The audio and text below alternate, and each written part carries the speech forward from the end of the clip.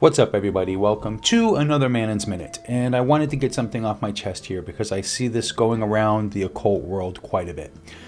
Let me say something that some of you are not going to like, but you need to hear it. You're not going to find magic by hopping from system to system like you're browsing YouTube for your next drama fix. You're just not gonna. And I'm not saying that to insult you. I'm saying that because I've watched it happen over and over again. I've done it myself at different points in my life. And I see seekers come into the community every single year doing the same thing. They start with Wicca, then they move to ceremonial magic, then they discover chaos magic, then hoodoo, then Norse paganism, then Luciferianism, then back to Wicca again because something felt missing. And the whole time they're chasing something. But what are they actually chasing? Well, let's talk about it. Most people think they're looking for truth. They think they're looking for knowledge. They think they're looking for power. But if we're honest, what they're really looking for is a feeling. They're looking for that moment where something clicks and they say, this is it. This is the thing that will make me powerful. This is the system that will unlock everything.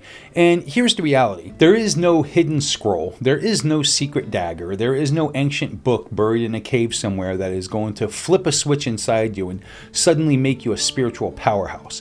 If that were true, somebody would have found it by now and we'd all know about it. Instead, what we have are traditions, systems, lineages, teachings, and methods. And they all point in one direction, inward.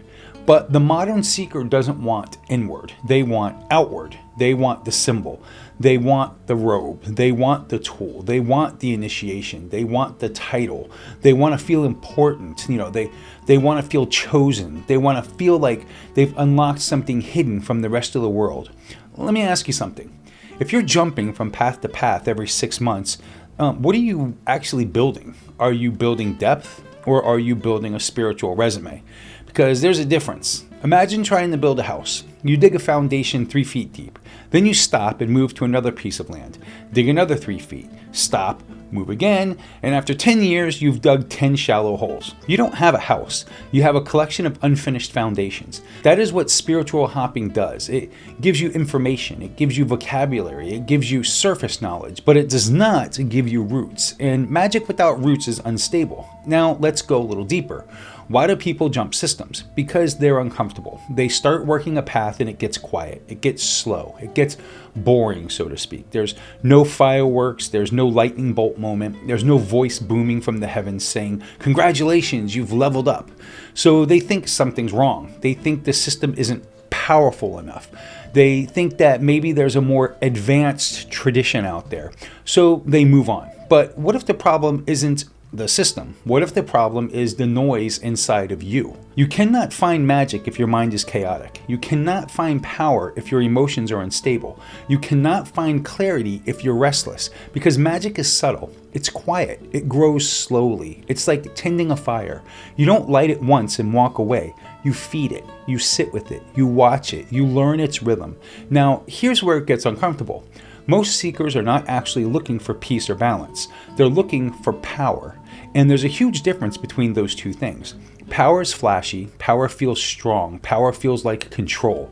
Peace feels calm. Peace feels grounded. Peace feels balanced. And if you're honest with yourself, which one are you chasing?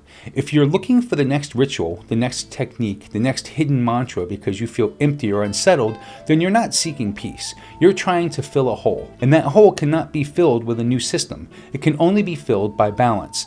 Let's talk about balance for a minute. Balance is not exciting. Balance is waking up and doing your work even when it's quiet. Balance is meditating even when nothing dramatic happens. Balance is studying the same material for years and letting it sink into your bones. Balance is sitting with your shadow instead of running to the next shiny tradition because you don't want to face yourself. And that's the part nobody talks about. If you jump systems, you can avoid yourself. You can avoid discipline. You can avoid accountability. Because the moment something challenges you, you just say, well, maybe this path isn't for me, and you walk on, you leave it. That is not growth. That is spiritual consumerism.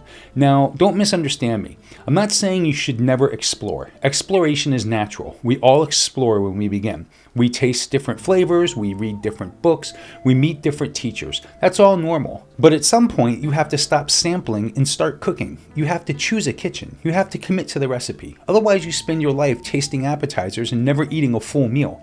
Let me ask you another question. If magic is about transformation, how can you transform if you never stay long enough to be changed? Real change takes time. It takes repetition. It takes ritual done again and again. It takes study. It takes humility. It takes sitting in silence. And silence is scary for a lot of people because when everything gets quiet, you're left with yourself. And that is the true initiation. Not a robe, not a degree, not a certificate, not a secret handshake. It's sitting alone with your thoughts and finding peace there. If you cannot find peace in your own mind, no grimoire will ever save you. If you cannot find balance in your own life, no ritual will stabilize you. If you can't be content in stillness, no amount of advanced practice will satisfy you. You'll just keep moving and moving and moving, chasing the next thing. Now here's the part that might sting a little. Some people don't actually want peace. They say they do, but what they really want is to feel powerful because they feel powerless in their regular life. They want to feel like they've secret knowledge. They want to feel superior. They want to feel like they're part of something hidden and exclusive. But magic is not about ego. The moment you start chasing power for power's sake, you lose the thread because true power comes from peace. It comes from self-control. It comes from discipline. It comes from understanding your own mind and emotions. It comes from balance. Think about this. The most grounded practitioners you've ever met. Are they frantic? Are they constantly switching paths? Are they obsessed with proving how advanced they are? No, they're steady. They're calm, they're rooted. They don't need to convince you of anything because they're at peace within themselves. And that peace radiates outward. That is a real strength. And you don't get that by jumping systems every time something feels dull. You get that by committing, by doing work, by staying, by letting a tradition challenge you, by allowing it to reshape you. And if after serious effort you realize a path truly isn't aligned with you, then move. But move with intention. Not because you're bored, not because you didn't get fireworks, not because someone online made another system look cooler.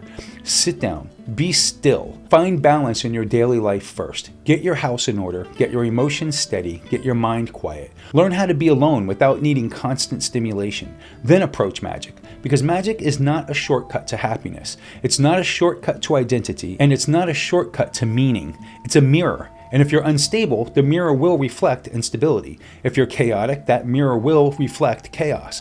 And if you're peaceful, the mirror will reflect peace. So if you want to find your happiness, don't start by searching for the next sacred object. Start by finding stillness. Start by finding balance in your relationships. Balance in your finances, balance in your health, balance in your thoughts. Because once you're centered, any system you choose will deepen.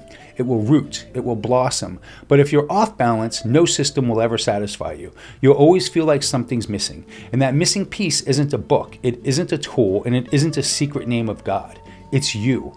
So before you go hunting for the next hidden teaching, sit, breathe, find your center, find peace, then choose your path. And when you choose it, stay long enough for it to actually change you. Because magic is not something you collect. It's something you become. And you become it from the inside out, not the other way around.